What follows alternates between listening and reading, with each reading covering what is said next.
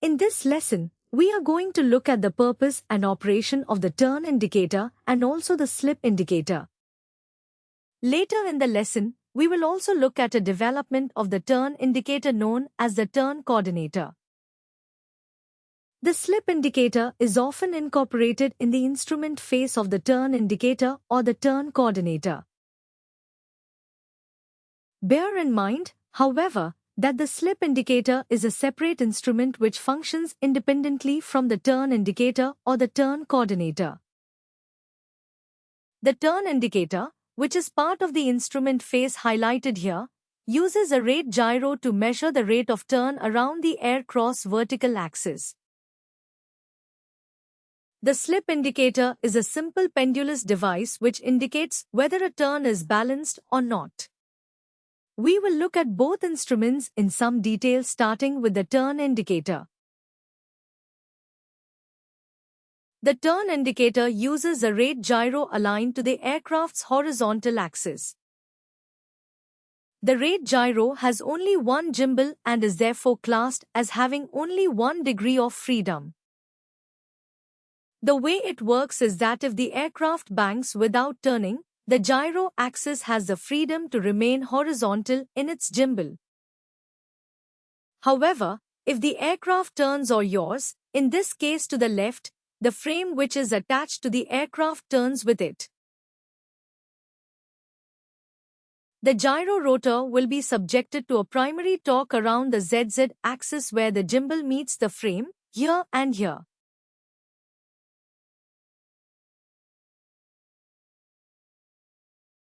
This torque will be processed 90 degrees in the direction of rotation, which in this example is with the top of the rotor coming down towards the pilot. The resultant precession will cause the gyro to tilt around the YY axis. As the rotor tilts, it causes a spring between the gimbal and the frame to be extended. The resulting spring tension subjects the frame to a secondary torque acting around the YY axis. This secondary torque is also processed through 90 degrees in the direction of rotor spin to produce a secondary precession in the same direction as the aircraft is turning. Eventually, the spring torque will reach a value where it is producing a secondary precession equal to the rate of turn of the aircraft and in the same direction. When this state is reached, the gyro will be processing about the vertical axis at the same rate as it is being turned, because it is attached to the aircraft and frame and no further torque will be applied by the turning. This gives us a spring tension, which is proportional to the rate of turn of the aircraft. By a suitable design choice of spring tension, the angle of tilt can therefore be calibrated to indicate a rate of turn at a specific TAS, and a pointer linked to the gimbal can be used to indicate the amount of tilt on a graduated scale on the face of the instrument. The rate gyro may be air-driven or electrically driven. In the electrically powered instrument, a red warning flag or off sign on the face of the instrument will indicate if the power to the instrument has failed. The rotor RPM is low compared to the DJI and artificial horizon rotor speeds because the turn indicator uses the gyroscopic property of precession to measure rate of turn. Lower spin speed means less gyroscopic rigidity, giving greater precession, so a high rotor speed is not required. If the gyro spin speed slows, which may happen in an air-driven gyro should the air filter become partially blocked, or a leak develops, the gyro will underspeed, and the instrument will underrate the rate of turn. The reason that the gyro underrates is that if the gyro spin rate slows down, rigidity reduces. However, the secondary precession must always be equal to the actual rate of turn of the aircraft. If rigidity reduces, then the secondary torque from the spring tension must also reduce in order to maintain the same precession. If the instrument is under reading, what would appear to be the correct indication on the instrument face? Would in fact result from the aircraft turning faster than the indicated rate of turn, and the aircraft will complete the turn sooner. We can say therefore that an underspeed will cause an underread and an undertime turn. On the other hand, if the gyro overspeed, the opposite will apply, and the instrument will overread the rate of turn. Therefore, the actual rate of turn will be less than indicated, so an overspeed will cause an overread and an overtime turn.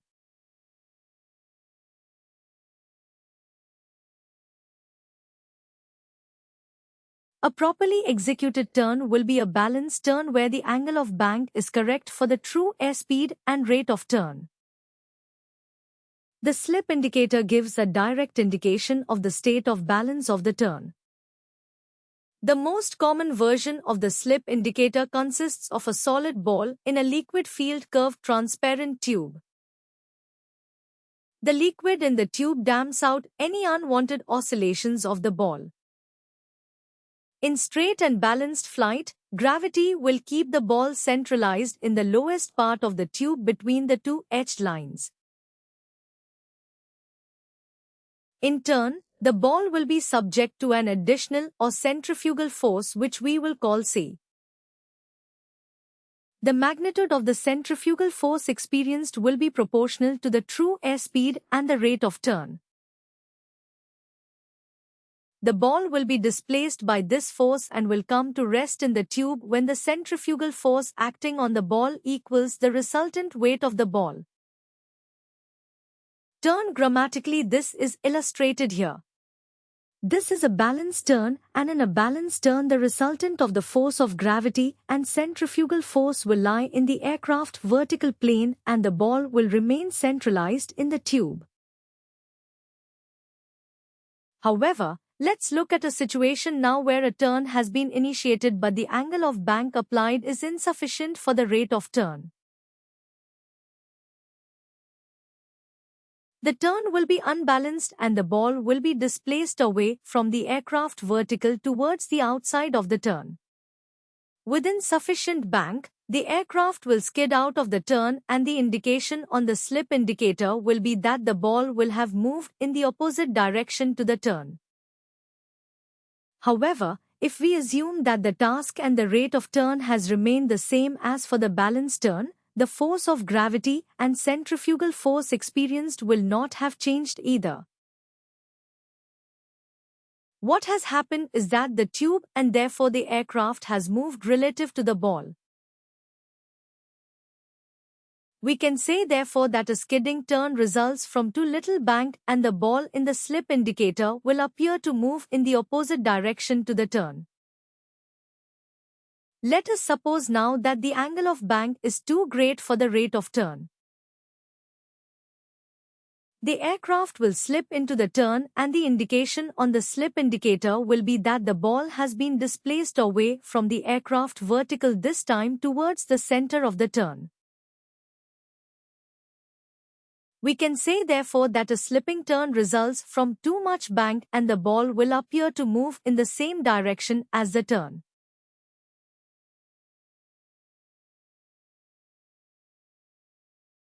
Having now looked at the principle of the turn indicator and also the slip indicator, let's put the two together and see what indications we might expect to see on the turn and slip indicator. A balanced turn to the right, note the ball is centralized. A balanced turn to the left. Here we have a left turn and insufficient bank has been applied for the rate of turn. The aircraft is skidding outwards in the turn. Similarly, the aircraft is now skidding outwards in a right-hand turn. In this example, too much bank has been applied for the rate of turn and the aircraft is now slipping inwards in a right turn. And the last example shows us a situation where too much bank has been applied for the rate of turn and the aircraft is slipping inwards in a left-hand turn.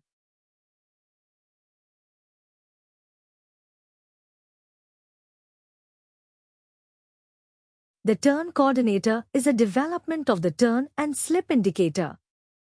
This is what the instrument looks like. From the construction point of view, the difference between the turn and slip indicator and the turn coordinator is that the rate gyro axis in the turn coordinator is inclined to the 4.5 axis of the aircraft by approximately 30 degrees. This makes the gyro sensitive to aircraft roll or bank as well as to yaw or turn. An actuating pin and claw mechanism transmits the process movement of the gyro to the aircraft wing symbol on the face of the instrument.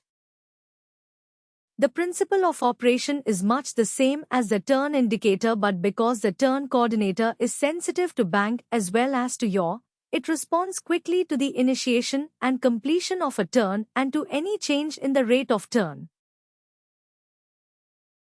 Looking at the example of a typical instrument display shown here, we can see that the slip indicator is the same as the one incorporated into the face of the turn indicator. However, we can also see that instead of a needle pointer, the indicator used is an aircraft wing symbol, and in the example shown here, this particular instrument is calibrated for a rate 1 turn only, that is a turn of 360 degrees in 2 minutes. Make a note of this because the instrument illustrated here is accurate only for this rate of turn and midpoint rate of turn cannot be interpolated. In a normal bank turn, the aircraft symbol tips in the direction of the turn, and by keeping the aircraft symbol aligned with the specific marker, and by also keeping the ball in the center of the slip indicator, a balanced rate 1 turn will be achieved. Make a note, however, that the aircraft symbol does not indicate the bank angle but only the direction and rate of turn, and it is not to be confused with the artificial horizon which it can resemble in appearance.